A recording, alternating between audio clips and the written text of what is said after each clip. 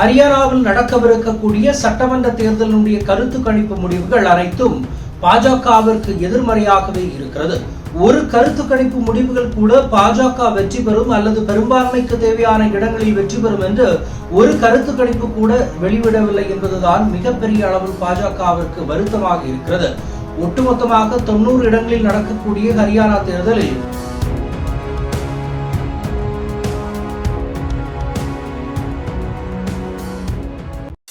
Mister perfect extra gold திருமணமான ஆண்களுக்கு திருப்பு முனையை ஏற்படுத்தும் ஹலாலான இயற்கை வியாகரா.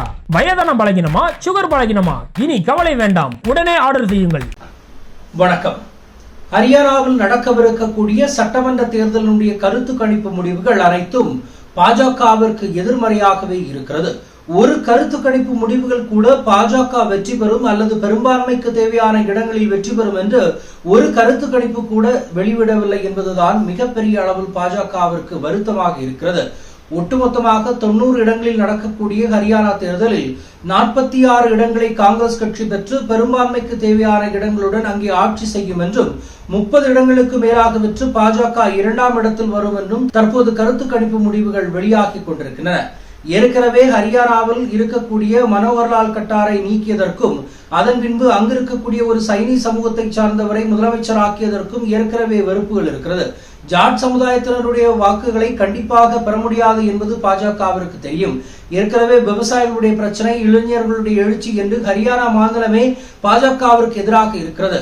கடந்த முறை நடந்த பாராளுமன்ற தேர்தலில் 10க்கு 10 இடங்களையும் பெற்றுக் கொண்டிருந்த பாஜக 5 இடங்களை இழந்து 5 இடங்களை மட்டுமே தக்க வைக்க முடிந்தது. ஆனால் 5 இடங்களை காங்கிரஸ் கட்சியில் வெற்றி பெற்றிருக்கிறது. இது காங்கிரசினுடைய வெற்றிக்கார பாதையாக இருக்கிறது. நடக்கப் போகின்ற சட்டமன்ற தேர்தலிலும் இது பிரதிபலிக்கும் என்றுதான் அரசியல் வல்லுநர்களும் ஏன் கருத்து கணிப்பு முடிவுகளும் கூட சொல்லிக் கொண்டிருக்கிறது. விவசாயிகளுடைய மிகப்பெரிய வரலாறு காணாத போராட்டத்தை நாம் பார்த்தோம். கண்ணீர் புகைக்குண்டுகள் பீச்சி, ரப்பர் புல்லட்டுகளால் கொண்டு குவித்து, லத்தி சார்ஜுகளால் ஓட ஓட விரட்டி நடுத்தருவில் தாரதாரையாக இழுத்துச் சென்ற மல்யுத்த வீரர்களுடைய கண்ணீர் அனைத்தும் இந்த ஹரியானா தேர்தலில் பேசப்படும் என்பது தெரியும். ஏற்கனவே சுற்றி இருக்கக்கூடிய மாநிலமான பஞ்சாபில் பாஜக ஆட்சி இழந்து விட்டது. ஹரியானாவில் இருக்கக்கூடிய ஆட்சி அதுவும் 2 இடங்களில் மட்டும்தான், வெறும் 2 இடங்களை மட்டும்தான் வைத்துக் கொண்டு பெரும்பான்மையாக ஆட்சி செய்து வருகிறது. அதாவது 44 இடங்களில் பாஜகவும் 42 இடங்களை காங்கிரசும் வைத்துக் கொண்டிருக்கிறது. இதனால் 2 இடங்களுக்கு அதிகமாக இருக்கக்கூடிய காரணத்தினால் அல்லது 2 இடங்களை அதிக பெரும்பான்மை பெற்றிருக்கக்கூடிய காரணத்தினால் கண்டிப்பாக நடக்கவிருக்கக்கூடிய சட்டமன்ற தேர்தலில் அது மேலும் குறைந்து 30 இடங்களுக்கு சென்று பாஜக தோல்வியடைந்து காங்கிரஸ் கட்சி வெற்றி பெறும் என்று கருத்து கணிப்பு முடிவுகள் சொல்லிக் கொண்டிருக்கின்றன.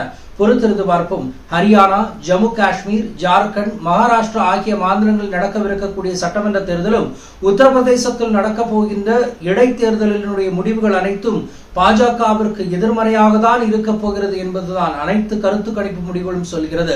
இவர்களை நீ என்ன மதத்தை பற்றி பேசினாலும், மத வெறியை தூண்டினாலும் மக்கள் அதற்கு அசைந்து கொடுக்க மாட்டார்கள் என்பது இவர்களுக்கு எப்போது புரிய போகிறது என்பது தெரியவில்லை. பொறுத்திருந்து பார்ப்போம். மற்றொரு சந்திப்போம். நன்றி, வணக்கம். மை நேம் இஸ் ரெட் சேனலை சப்ஸ்கிரைப் பண்ணிக்கோங்க. அதுக்கப்புறமா பக்கத்துல இருக்கிற ஜாயின் பட்டனை கிளிக் பண்ணீங்கன்னா ஒரு நியூ பேஜ் ஒன்று ஓப்பன் ஆகும். அதுலயும் ஜாயின் பட்டனே கிளிக் பண்ணிக்கோங்க. அதுல பாத்தீங்கன்னா credit R debit card options இருக்கு. இதுல உங்களுக்கு விசா, மாஸ்டர் கார்டு, ரிப்பே அப்படின்னு 3 ஆப்ஷன்ஸ் கொடுத்துருக்காங்க. அதுல நீங்க எந்த கார்டு சூஸ் பண்றீங்களோ அந்த கார்டோட நம்பர் என்டர் பண்ணிக்கோங்க. அப்புறமா கார்டோட வேலிடிட்டி மந்த் அண்ட் இயரை டைப் பண்ணிக்கோங்க. அடுத்தபடியா உங்க கார்டோட பின்னால சிவிசி கோடுன்னு சொல்லிட்டு 3 நம்பர்ஸ் கொடுத்துருப்பாங்க. அந்த நம்பரை இதுல என்டர் பண்ணிக்கோங்க. அப்புறமா அட்ரஸ் அண்ட் இன்ஃபர்மேஷன் என்டர் பண்ணிட்டு பைங்கிற பட்டனை கிளிக் பண்ணிக்கோங்க. ஒருவேளை உங்க கார்டு நம்பர் இன்வாலிட்னு காமிச்சிச்சுன்னா உங்க கார்டுல இன்டர்நேஷனல் யூசேஜை எனேபிள் பண்ணுங்க.